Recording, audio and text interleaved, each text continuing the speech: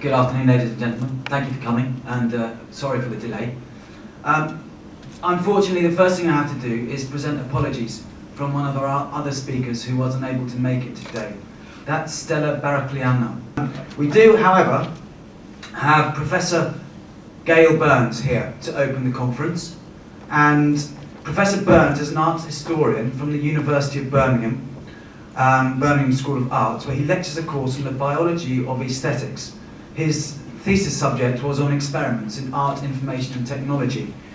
He was also the curator of the Frankfurt Biennial in 2001 and founded the Centre for Artistic and Scientific Intersections in Frankfurt, which makes it especially appropriate for him to open the conference today. He's also a distinguished author, and his books have been published in several languages. So, ladies and gentlemen, can we have a round of applause for Professor Gail Burns? I'm going to speak today,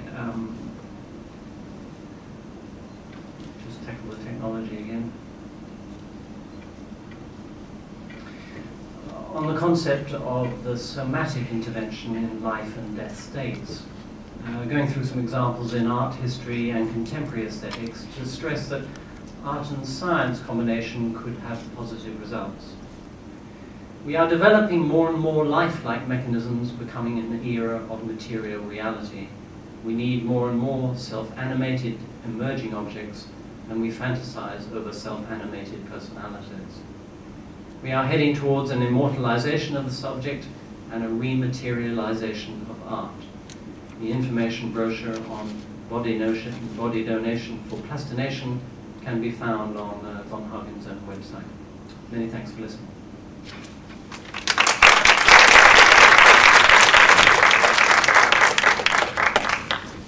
This is a short summary of what I'm going to speak to today to you. The scientist, observer, manipulator of the study becomes its object, as the subject comes to be the study of the object's behavior, as it adapts to its live, permanent, pluri-environmental contingencies. How can man evolve to multi-integrate the omnipresent and yet mutant surrounding stimulus to develop its bioexistential potential in a world of social, political, and cultural, ever-contrasting pressures? Can or should this fundamental process be vehicled through art, religion, genius, or could it reversibly, if not irreversibly, lead to cumulative demonstrations of an unadaptive or disadaptive and psychopathologically abnormal behavior? Are these mutually exclusive or inseparable coexisting outcomes? This is the question. The determination, or by the contrary, the realization of this inherent impossibility to determine, of the border between the two contrasting but nevertheless interactive and interdependent outcomes, is the main objective of my study. And to help foster the debate, we will examine today the case of the religious, artistic, genial mind and the schizophrenic, manic and autistic beings as respectively correlated, and the genetic neurological versus environmental and cultural contexts that can be part of both their etiologies or their constructs, in an evolutionary perspective, that is.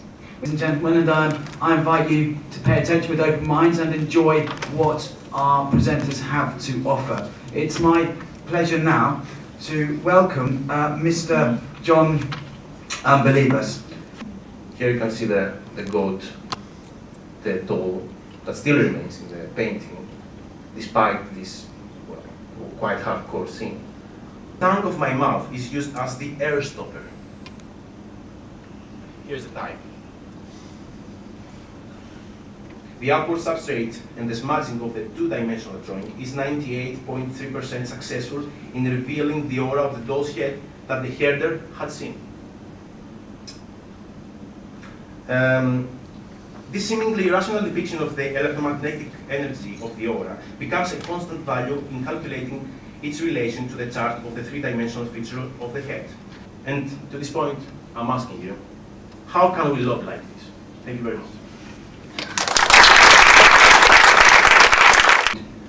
Philosophical investigation and in anthropological research the concept of social brain interacts with the recreation of hybrid identities and forms discussions on the philosophy of the mind.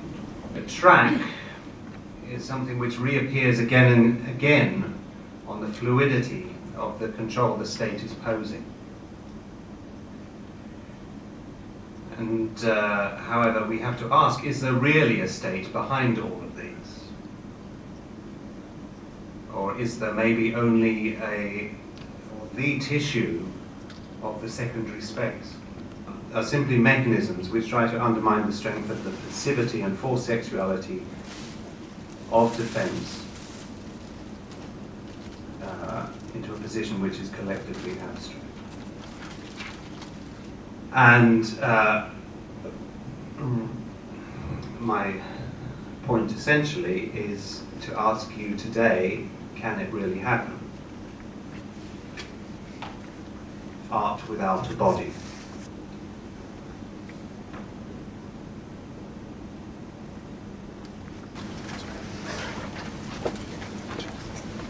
The title of my paper is I Am Because I Do Not. I was lucky enough to be brought up in nature. There, her name is Eva, and she's the first woman I've known. She wasn't kicked out of paradise. She walked out, drumming. You know, these are all examples of free choice, not of slavery. Who decides when one is oppressed? I do. Therefore, who manipulates? I do. Even by allowing and by being conscious of that in the end, I am always in charge, I'm always in control, I'm always in heaven.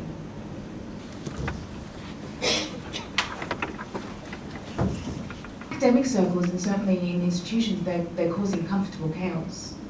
And I know that it's very important to marry the feminine and masculine aspects of the condom.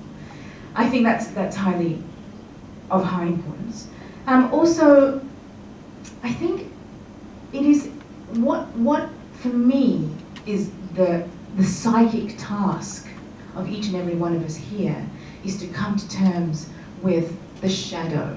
And I pose the question to the panel or to the audience, you know, what is the shadow of the condom? And I'd just like Jonathan here to comment on the use of dead bodies to titillate people in museums. There's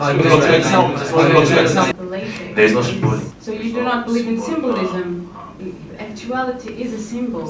Well, symbolism is the actual representation of what the mind represents. Therefore, if you want to discuss an object, you need to see it as the object itself, and you need to extrapolate it to the universality of meanings. I don't think that's allowed in this part of the world. Sorry.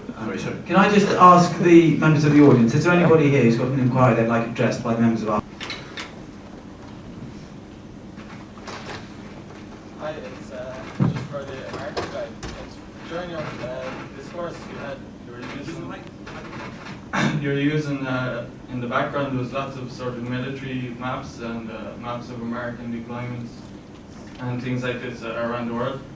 And can we just sort of elaborate a bit what the relevance of that to your discourse was?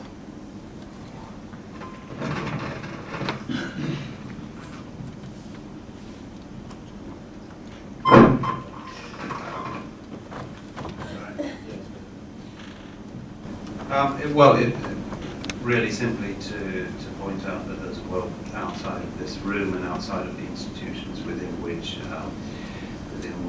we produce and publish the work which we present here today, which many of you will become painfully aware of when you leave here today.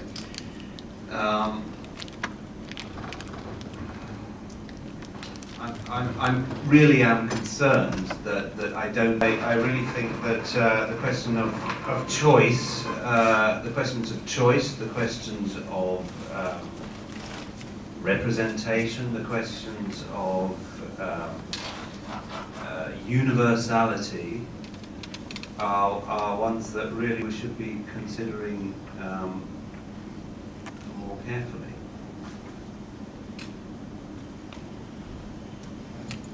Do we have any more questions from the floor regarding any of the issues at all that have been discussed today? Let's not confine ourselves to condoms. And if we can just, anybody, no more inquiries from the floor at all. There's one gentleman in the black t-shirt on the third row.